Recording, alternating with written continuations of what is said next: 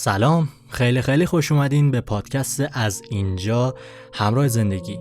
امیدوارم هر جا که هستین حال دلتون خوب باشه و حضور داشته باشین تو لحظه‌ای که هستین و تنتون سلامت، قلبتون پر از عشق. من محمد حسن هستم و اینجا چنل از اینجاست، چنل خودتون. ما قراره تو این پادکست به مسائل خیلی مختلف بپردازیم، وارد داستان‌های متفاوتی در رابطه با زندگی بشیم، به عمق معنویت بریم، توی مسیر و همراه هم باشیم، مثل خانواده‌ای به نام همراه زندگی. خب تو این قسمت قراره بپردازیم به موضوع مهمی که در واقع شروع همه چیز از اینجاست. موضوع خودشناسی، عشق الهی، حق و اصل وجودمون. ما کی هستیم؟ از کجا میایم؟ به کجا میریم؟ در واقع خودشناسی یعنی چی؟ چه فایده ای داره؟ چرا باید خودمو بشناسم؟ و در نهایت خدا. خب شاید این جمله معروف به گوش هممون خورده باشه که اگر خودتو بشناسی در واقع خدا رو شناختی. خب ببینید، اصل وجود همه ما یه عشق خالصانه است، عشقی که سرچشمه میگیره از درون خودمون. در واقع اصل وجود ما دوست داشتنیه و پر از محبت، پر از مهربونی، صلح و ارتباط با جریان زندگی و حضور در لحظه های زندگی، لحظه هایی که خیلی از ماها با خیالاتمون، با افکارات منفیمون، شاید با خیلی از مشکلاتی که تو زندگیمون داریم غرقشون شدیم و فراموششون کردیم. در واقع ما باید هر دم و بازدممون رو غنیمت بشماریم. هر دم ما غنیمته. ما رو داره نزدیک میکنه به چیزی به نام مرگ که شاید خیلی همون فراموشش کرده باشیم. شاید خیلی همون از یادمون برده باشیم که یه حقیقت، یه واقعیتی وجود داره به نام مرگ و برای همه یکسانه. فرقی نمیکنه پولدار باشی، اروپایی باشی، آمریکایی باشی، فلسطینی باشی، ایرانی باشی. فرقی نمیکنه فقیر باشی. هیچ فرقی نمیکنه و برای همه یکسانه. دیر یا زود، پیر یا جوون. و دم رو غنیمت بشمار. به نظر من باید هر دممون رو غنیمت بشماریم. تو لحظه هامون حضور داشته باشیم، قدر همدیگه رو بدونیم با قدر شناسی. یه نوری بی پایان از درون ما سرچشمه میگیره و خب سوال اون چیه؟ اون در واقع همون عشق خالصانه الهیه. مولانا میگه در جستجوی خدا بودم، خود را یافتم، در جستجوی خود رفتم، خدا را یافتم. و اما حقیقت خودشناسی اینه که راهی برای رسیدن به سرچشمه وجودمون. ما همه نوری از آگاهی هستیم، یه آگاهی ناب، و جسممون پوسته‌ای بیش نیست. و در نهایت اگر دقت کنیم تو تمام زندگی همه چیز برمیگرده به درونمون. اصلا سرچشمه زندگی از درون ماست، ولی خیلی از ماها اصلا فراموش کردیم که درونی داریم و پی بردیم به چیزای این دنیا و هر چیزی که بیرونه. برای مثال من خیلی وقتا اگر عصبی هستم یا اگر حسادت دارم یا اگر دلخورم، ناراحتم، اونو قطعاً دارم ربطش میدم به چیزای بیرونی، در حالی که فراموش کردم غم یا عصبی بودن یه احساسیه که از درون سرچشمه میگیره. شاید یه جایی از درون منه که با اون غم روبرو شده و داره باش طی میکنه.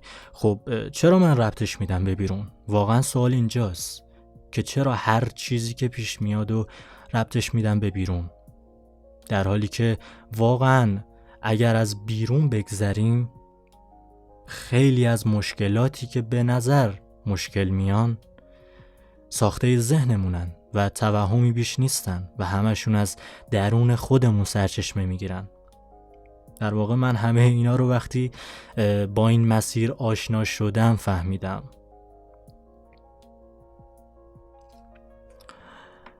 مولانا جای دیگه میگه ای برادر تو همه اندیشه‌ای، ما بقی خود استخوان و ریشه‌ای. و من اصلا خودم رو در حدی نمیبینم که بخوام تفسیر بکنم. اصلا واقعا باید در مقابل این شعرها و این سخنها سکوت کرد. من خودم به شخص از ادبیات وقتی تو مدرسه بودم متنفر بودم. ای برادر تو همه اندیشه‌ای، ما بقی خود استخوان و ریشه‌ای.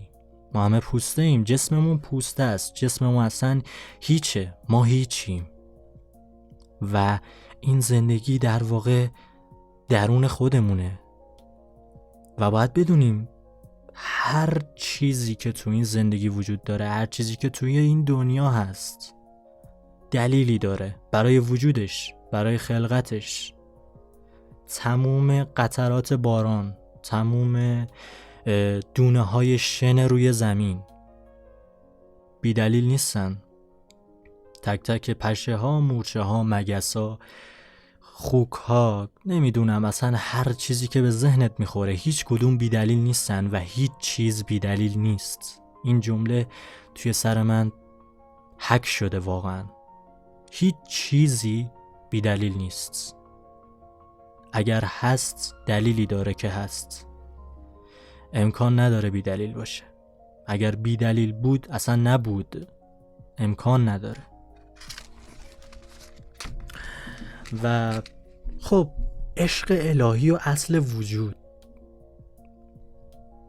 در واقع محبت خدا، مهربونی خدا مثل یه آتیشیه که از هر چیزی که بگذره اونو میسوزونه و نوری هست که اگر بر هر چیزی بتابه اونو روشن میکنه. وقتی عشق الهی و حق یعنی خدا بیا تو دل ماها، زمانی که واقعا خودمونو بشناسیم، به درونمون نگاه بکنیم و از بیرون و تمام مشکلاتی که ساخته ذهنمونن بگذریم، وقتی دیگه خودمونو ذهنمون ندونیم، خودمونو افکارمون ندونیم، خودمونو اسممون ندونیم، خودمونو فقط وابستگی‌های دروغی، وابستگی‌های بی‌ارزش، چیزایی که کاملاً به این دنیا مربوطن، اینا رو ندونیم و یه سری بزنیم به درونمون. ما واقعاً همه یه درونی داریم که خیلیامون ازش غافل شدیم و پی بردیم به خیلی از مشکلات بیرونی و همه چیزو به بیرون ربط دادیم و در واقع مشکل اینجاست. وقتی که عشق الهی و حق یعنی خدا بیاد تو دل ماها، زمانی که ما خودمونو بشناسیم، همه وابستگی‌های دروغی رو کنار بذاریم، وابستگی‌های بی‌ارزش رو بسوزونیم، مثل ترس هامون، حرص ها، طمع ها، هوس ها، حسادت ها، وابستگی هایی به این دنیا، هر چیزی که واقعا بی‌ارزشه، هر چیزی که در نهایت ختم میشه به پوچی، به بدبختی، به عذاب، به پشیمونی. خب همون جوری که آتیش چیزای بی‌ارزشی رو خاکستر میکنه، عشق خدا هم زشتیای درون ما رو از بین میبره. اما اون عشقی که نور هم هست، مثل اون عشق الهی که گفتم، با سوزوندن بدیها بلکه راهو هم برامون هموار میکنه، برامون روشن میکنه. و در واقع باید بدونیم که اون روشنایی ما هستیم. آگاهی ناب. اگر جایی هستیم که واقعا خیلی از مشکلات به ما غلبه کردن، خیلی از چیزا به ما غلبه کردن، مشکلات بیرونی، جایی هست که واقعا تاریک مطلقه، ما نباید دنبال نوری باز به بیرون بگردیم. اون نور خودمونیم، اون روشنایی خودمونیم، اون نور درون تاریکی خودمونیم. ولی تا وقتی که واقعا ما خودمون رو نشناخته باشیم، خب درون اون تاریکی مطلق قطعا کوریم، قطعا نمیبینیم. فهمیدن حق از باطل وقتی که خودمون رو بشناسیم کاملا واسمون واضحه. یه آرامش خالصانه و یه بینش صلح آمیز و مهربون با دنیا و زندگی. در واقع دشمنی ها از کجا سرچشمه گرفت؟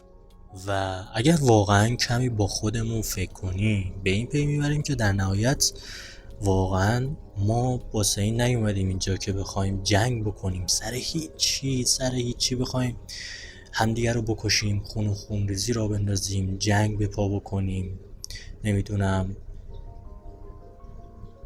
تو سر هم دیگه بزنیم، سر اعتقادا با هم بد باشیم، بدی بیاریم به این دنیا، نمیدونم دیگه یک قرون دو قرون در بیاریم، زندگی جوری واسمون باشه که بگیم ای بد نبود، جون سالم به در بردم، برم همینجا یه زندگی داشته باشم، بخورم بخوابم و تمام. نه، واقعا ما واسه اینجا نیستیم. وجود ما به این دلیل نیست. و اما راجع به اون محبت خدا و آتیشی که از هر چیزی بگذره اونو میسوزونه و نوری که بر هر چیزی بتابه اونو روشن میکنه، اون حرفی که زدم و راجبش توضیح دادم یک کم قبل گفته امام علی بود.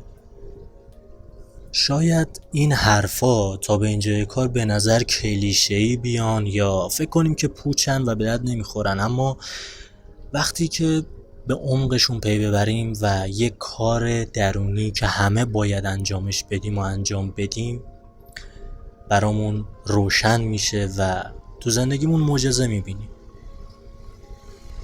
شاید کلیشه‌ای و ساده و به درد نخور به ظاهر به نظر بیاد، اما یه واقعیت، یه حقیقت. در واقع اصلا این که ما چرا باید خودمونو بشناسیم اینه که مشکل همه ما این شده که همه چیزو به بیرون ربط میدیم و فقط بیرون رو میبینیم. ما به جایی رسیدیم که هر چیزی میشه چشممون به بیرونه. توی اون تاریکی مطلق گیر افتادیم و خب تو تاریکی مطلق وقتی نور خودمون رو روشن نکرده باشیم یه جورایی کوریم. در واقع حق رو نمیبینیم، مسیری رو نمیبینیم. ما از درون خودمون غافل شدیم. غافل از این که واقعا هر چیزی که در واقع بیرونمونه سرچشمش اون منشأش از درونمونه. افکارهای ما، احساسهای ما، هیجانهای ما، باورهای ما هستن که دارن زندگی بیرونی ما رو رقم میزنن. وقتی ما باوری داریم قطعا با اون باور داریم زندگی میکنیم.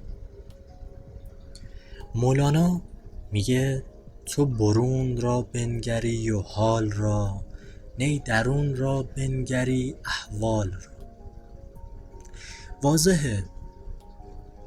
در واقع ما باید بفهمیم، باید به این پی ببریم که این زندگی مشکل نیست، رنج داره اما عذاب نیست.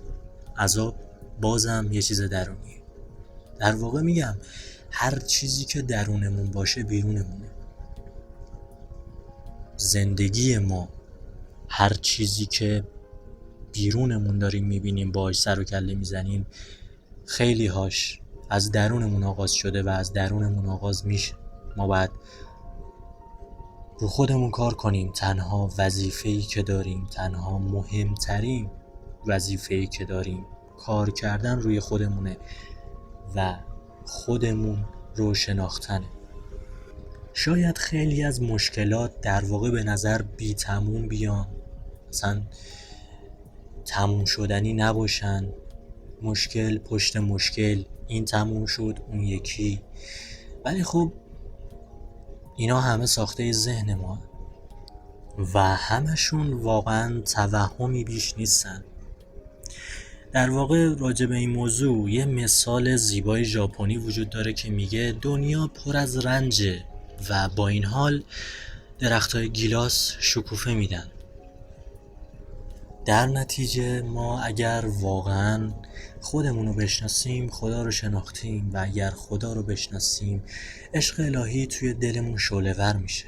اون عشق مثل یه شمع میمونه، همه تاریکی ها رو نابود میکنه و راهمون رو روشن. در واقع باید بدونیم که اون نور درون تاریکی ها خودمونیم و اون موقع وجود سختی ها دیگه عذاب نیست. با وجود اون سختی ها با جریان زندگی همراه میشیم. در واقع مثل یه درخت بید در مقابل بادها میرقصیم. زندگی مثل یه رقص میمونه، مثل یه رودخونه که در جریانه. کل این حرفا به صورت کلی گفته شدن و جزئی بهشون نپرداختم.